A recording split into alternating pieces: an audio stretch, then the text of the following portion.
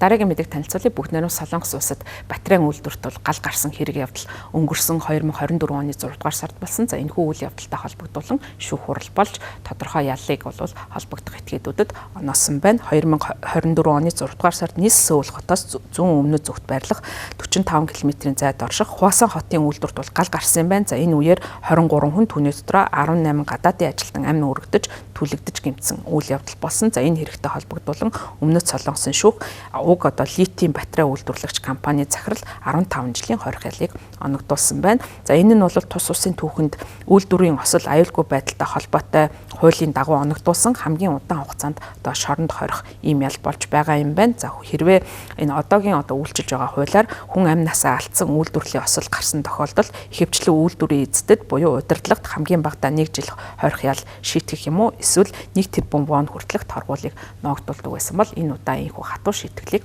оногдуулж байгаа юм байна. За прокурорууд компани удирдлагууд үйлдвэрийн байгууламжийг өөрчилсөн явдал нь ажилчид тухайн үед гал төмөр гарахад зүхтааж гарахад бол хэцүү болгосон гэдгийг тооцож үзээд 20 жилийн ялах өгөх ийм хүсэлтийг гаргасан юм байна.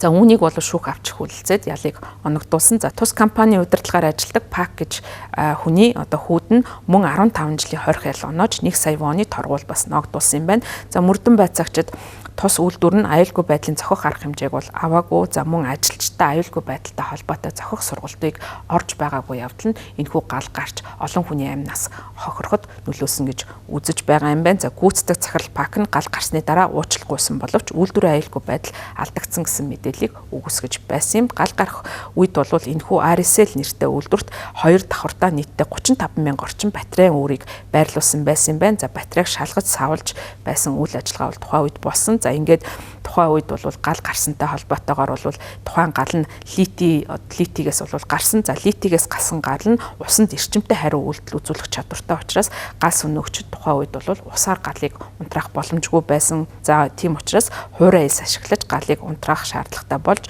за мөн гал унтраах үйл ажиллагаа нь хэдэн цагийн туршид үргэлжилсэн явдал нь олон хүний амь насыг авч чадахад нөлөөсөн гэж үзэж байгаа. За өмнөд Солонгос бол цахилгаан автомашинаас эхлээд зөөврийн утас хүртэлх олон төрлийн эд ангид бол ашиглагддаг литиум батарей үйлдвэрлэлтгээрээ дэлхийд тэргүүлдэг улс юм байна. Тус улсын ерөнхийлөгч Lee Jae-myung өмнөд Солонгосын ажлын байранд ажилчдын амь насаа алдах бэртгэс хамгаалах ийм хангалттай арга хэмжээ аавна гэдэг амлалтыг сүүлийн үед өгч байгаа. За ялангуяа гадаад иргэдийн хөдөлмөрийн нөхцөлийг сайжруулах аюулгүй байдлыг хангах чиглэлд бол эрчимтэй арга хэмжээ аавна гэдгээ мэдэгдээд байгаа. За ийм учраас бол ийм үйлдвэрлэлийн осолд бол ихээхэн хатуу хандна. За хэрвээ ийм үйлдвэрлэлийн осол гаргасан аж ахуйн нэгж компаниудад бол зохих хэмжээний торгуул яаш шатгалыг нь өгнө гэдгээ амлж олон нийтэд гаргасан мэдээлэлтэй дурдаад байгаамаа.